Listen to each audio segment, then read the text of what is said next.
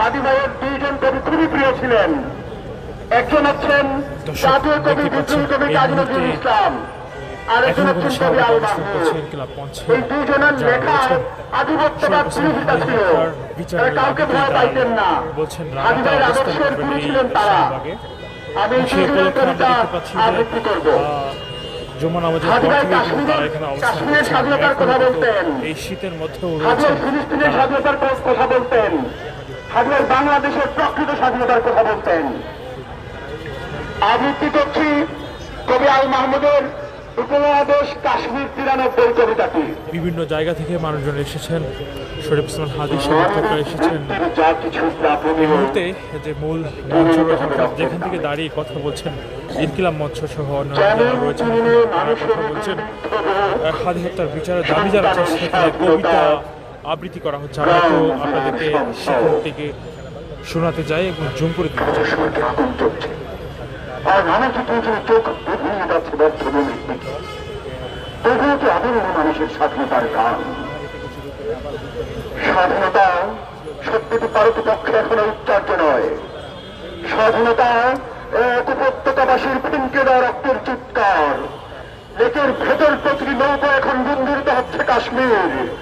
মনে হয় প্রতিটি বিষণ্ণ মিছিল কিরণ করতে পারে বুয়েট।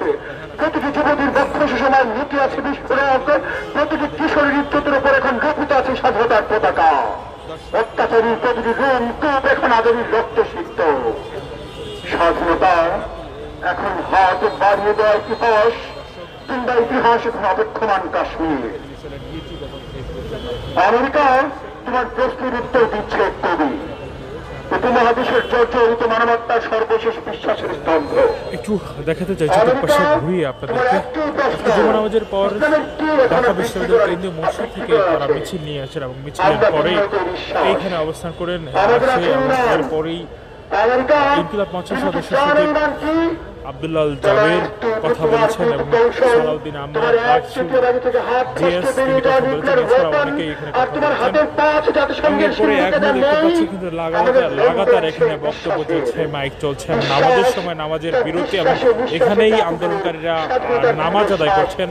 এবং এছাড়াও কিন্তু অনেক নারীরাও রয়েছেন এখানে শহীদ ওসমান হাদির হত্যার বিচারের দাবিতে যারা এসেছেন বিভিন্ন জায়গা থেকে। মূল মঞ্চ থেকে যেমনটি বলা হচ্ছে এবং ইনকিলাব মঞ্চের পক্ষ থেকে যেমনটি বলা হচ্ছে, যতক্ষণ পর্যন্ত শরীফ ওসমান হাদির হত্যার বিচারের দাবি বা তাদের হত্যাকারীদের বিচারের আওতায় না আনা হবে সে পর্যন্ত কিন্তু তারা এখানে অবস্থান করবেন, এমনটি মূল মঞ্চ থেকে বলা হয়েছে। এবং এর আগেও যখন ইনকিলাব মঞ্চের সদস্য সচিব আব্দুল্লাহ জাবের কথা বলেছেন তখনও কিন্তু এমনটি বলা হয়েছে।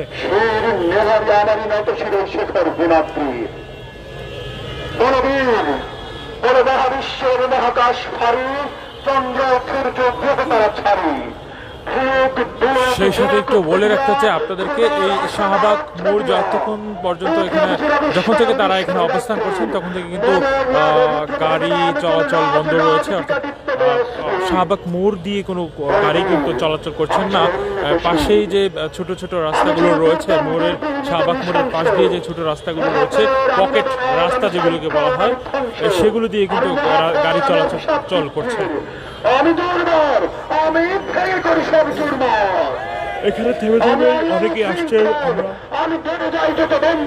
আমরা দেখতে পাচ্ছি ডাকসু নেতাকর্মীরাও আসছেন, তারাও কিন্তু কথা বলছেন শহীদ শরীফ ওসমান হাদির হত্যার বিচারের দাবিতে। আমি আলোকেশী কাল বৈশাখীর, আমি বিদ্রোহী শত বিশ্ববিভাত্রীর বড়বীর চির উন্নতম মশির। আমি ক্ষমতা, আমি খুনি, আমি প্রশাসনমুখী যাহা পাই যাই চুনি, আমি মৃত্যু পাগল ছন্দ, আমি আপনার কালে মুছে যাই, আমি মুক্ত জীবন আনন্দ, আমি হাম্বির, আমি সায়ক, আমি হিন্দু, আমি চলচঞ্চল সমুখী পথে যেতে যেতে চকিত ইন্ডিয়া দেই চিন্দ, আমি সফলা সফল হিন্দু, আমি তাই করি ভাই যখন চাহে মনটা, করি শত্রুর সাথে গলাগলি, করি মৃত্যুর সাথে পাঞ্জা, আমি উন্নত, আমি ক্ষমতা, আমি মহামারী, আমি তৃতীয় ধরিত্রীর, আমি শাসন ত্রাসন সংহার, আমি উষ্ণ চিরধীর, বড় বীর, আমি চির উন্নত মুশি। আমি চির দুরন্ত দুর্দম মম প্রাণের প্রাণ হরদম ভরপুর মদ। আমি হংসিখা, আমি সাজনিকি জগদগ্নি, আমি যজ্ঞ, আমি পুরোহিত, আমি অগ্নি, আমি সৃষ্টি, আমি ধ্বংস, আমি লোকালয়, আমি শ্মশান, আমি অবসান নিঃসাবসান। আমি ইন্দ্রাণী সুত হাতে চাঁদ ভালো সূর্য, মম এক হাতে বাতা বাঁশের বাঁশরি, আর হাতের আমি দুর্য। আমি কৃষ্ণকণ্ঠ মন্থন বিষ্পিয়া তথা বারিধীর, আমি ব্যোমকেশ ধরি বন্ধন হারা ধারা গঙ্গোত্রীর। বলবীর চির অন্যতম বশীর, আমি সন্ন্যাসী সুর সৈনিক, আমি যুবরাজ মম রাজবেশে ম্লান দৈনিক, আমি বেদুইন, আমি চেঙ্গিস, আমি আপনার ছাড়া করি না কাহারে পূর্ণিশ।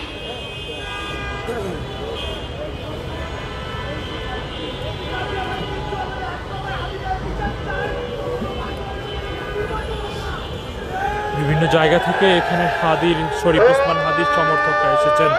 তারা শরীফ ওসমান হাদি হত্যার বিচারের দাবিতে রয়েছেন এখানে, এবং থেমে থেমে কিন্তু এই স্লোগান, এখন যেমন স্লোগান শুনছেন, এই স্লোগান কিন্তু চলছে এই শাহবাগের মোড়ে এখানে অবস্থান করে। অপরদিকে শরীফ ওসমান হাদি যাকে কবর দেওয়া হয়েছে ঢাকা বিশ্ববিদ্যালয় কেন্দ্রীয় মসজিদের পাশে, জাতীয় কবি কাজী নজরুল ইসলামের সমাধির পাশে যাকে কবরস্থ করা হয়েছে, সেখানে কিন্তু আজকে আমরা দেখেছি যে অনেক মানুষ কিন্তু তার সমাধি দেখতে যাচ্ছেন, এবং কিছুক্ষণ পরপরই আমরা দেখতে পাচ্ছিলাম যে ঢাকা বিশ্ববিদ্যালয় কেন্দ্রীয় মসজিদের পাশে যে গেটটি রয়েছে প্রবেশ করার, সেই গেটটি খুলে দিচ্ছে এবং মানুষ কিন্তু দলে দলে সেখানে যাচ্ছেন, আবার বের হয়ে আসছেন মোনাজাত করে। দর্শক, কালেকণ্ঠ ডিজিটাল থেকে আপনাদের সাথে যুক্ত রয়েছে আমি মাহবুব ইসলাম, রয়েছে আপনাদের সাথে।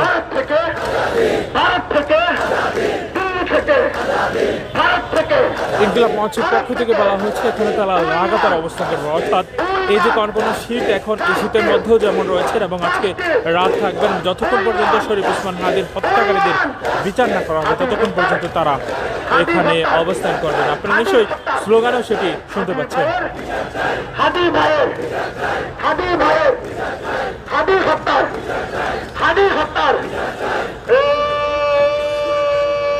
আপোষ না সংগ্রাম, আপোষ না সংগ্রাম, আপোষ না সংগ্রাম, গোলামি না আজাদি, গোলামি না আজাদি।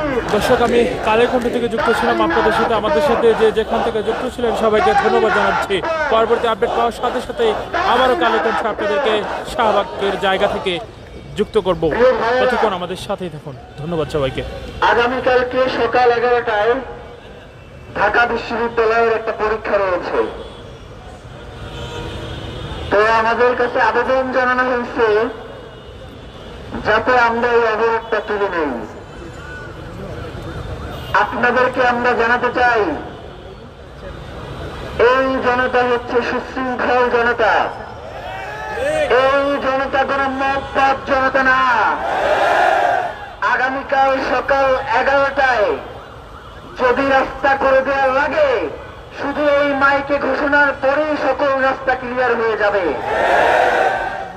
আমরা সকাল 10টা থেকে 9টা থেকে রাস্তাগুলো আটকাবো না, আমরা চারপাশে অবস্থান গ্রহণ করব, কিন্তু এই অবরোধ আমরা তুলব না। পরীক্ষার্থীরা এসে পরীক্ষা দিল, আমরা তাদেরকে সেই সুযোগ করে দিব, কিন্তু পরীক্ষার নামে কোন অবরোধকে তুলে দেওয়া চলবে না। প্রিয় ভাইয়েরা, ওসমান হাদি ভাই তার নিজ হাতে, তার নিজ প্রচেষ্টায় তিনি 2টা বড় বড় ত্রিপল বানাইছিলেন।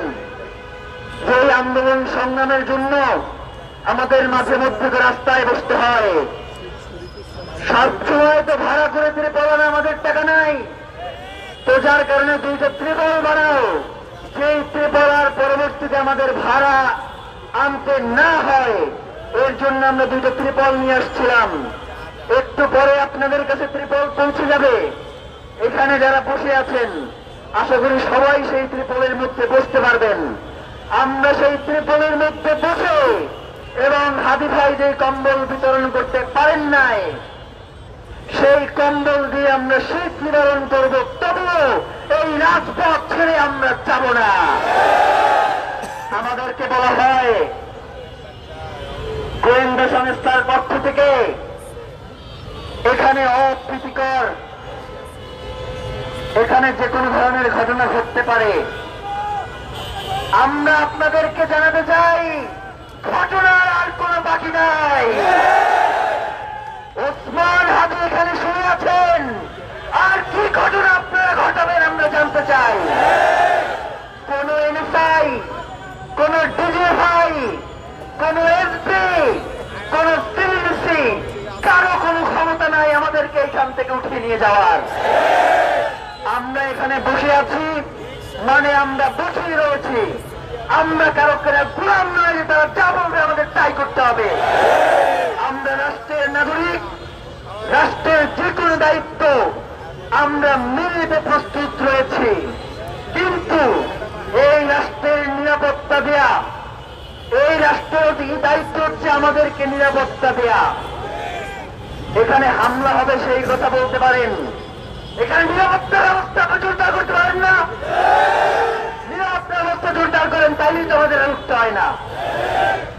গোয়েন্দা সংস্থা আইন শৃঙ্খলা বাহিনীর কাছ থেকে আমাদের কাছে বার্তা পৌঁছানো যে এইখানে হামলার হুমকি আছে, অমুক তমুক, সেই দিচ্ছে আর সেই দিনের সামনে চলবে না। প্রিয় ভাইয়েরা, আশেপাশে কথা না বলি, আপনাদের কথাই তো আমরা বলেছি। হাদি ভাই তো সবসময় তার জীবনের মায়া করেন নাই, তিনি তো আপনাদের কথাই বলেছেন। আপনাদের দায়িত্ব হচ্ছে এই খুনিদেরকে গ্রেফতার করা না পর্যন্ত এই রাজপথে অবস্থান গ্রহণ করা। পুরো বাংলাদেশের বিভিন্ন প্রান্ত থেকে এই শাহবাগে সমবেত হওয়ার জন্য লাখো জনতা রওনা দিয়েছেন ইনশাআল্লাহ। আগামীকালকে শাহবাগ জনসমুদ্র হবে। হাদি ভাইকে যারা হত্যা করেছে, এই হত্যার পেছনের কুশীলব সকলকে গ্রেফতার করে বিচারের মুখোমুখি না করা পর্যন্ত এই রাজপথ জনতা ছাড়বে না। পরীক্ষা থাকলে পরীক্ষার সময় পরীক্ষা হবে। এই মাইকে বলবার পরে এই রাস্তা কেউ দখলে রাখবে না, এটা আমরাও জানি, আপনারাও জানেন। এই মাইক থেকে যেই ঘোষণা আসবে, আপনারা যতই ভিতরে মিটিং করেন, বিভিন্ন ভাবে আমাদেরকে বোঝানোর চেষ্টা করেন, জনগণ যতক্ষণ পর্যন্ত সিদ্ধান্ত না দিবেন যে তারা এখান থেকে যাবেন না, ততক্ষণ পর্যন্ত আমরা যাব না। প্রিয় ভাইয়েরা, আগামীকাল, পরশুদিন, এর পরের দিন, মানে আমাদের জন্য এখন আর কোন দিন গণনার সময় নাই। এখন শুধু সময় ছিল খুনিদেরকে গ্রেফতার করবে কখন, সেইটা আমরা জানতে চাই। আমরা দিন গোনার জন্য এখানে বসি নাই। অতি দ্রুত খুনিদেরকে বিদেশ থেকে, দেশে থাকলে দেশ থেকে গ্রেফতার করে জনতার সামনে উপস্থাপন করেন। 8 দিন, আজকে 9ম দিন শহীদ ওসমান হাদির শাহাদাতের, তাকে গুলি করার আজকে 14তম দিন। এখন পর্যন্ত শুনি খুনির মামা গ্রেফতার হয়েছে, খুনির কাদের বুয়া গ্রেফতার হয়েছে। এইসব হাঙ্কি ভাঙ্কি চলবে না। খুনিদের গ্রেফতার করা লাগবে, খুনিদের এর বাইরে আর কিছু শুনতে চাই না। প্রিয় ভাইয়েরা, এইখানে যারা অবস্থান গ্রহণ করেছেন তাদেরকে আমরা খাওয়াতে চাইছি, খান নাই। তাদেরকে আমরা বলেছি যে আপনাদের জন্য কম্বল নিয়ে আসতেছি, আপনারা বলেছেন আমাদের কম্বলের দরকার নাই। আপনাদেরকে বলেছি ত্রিপল নিয়ে আসতেছি, আপনারা বলছেন যে আমরা খোলা রাস্তায় থাকবো, কোনো সমস্যা নাই। এই জনতা যদি ওসমান হাদির জন্য থাকতে চায়, আপনাদের কার কি সমস্যা আমরা জানতে চাই। প্রিয় ভাইয়েরা, এই দেশে অনেক রাজনীতি হয়েছে, ভবিষ্যতেও অনেক রাজনীতি হবে। গুম খুন হত্যার রাজনীতি বাংলাদেশের বহু পুরনো রাজনীতি। তারা লাশ নিয়ে রাজনীতি করে, লড়াইকে অস্বীকার করবার পরে তাদের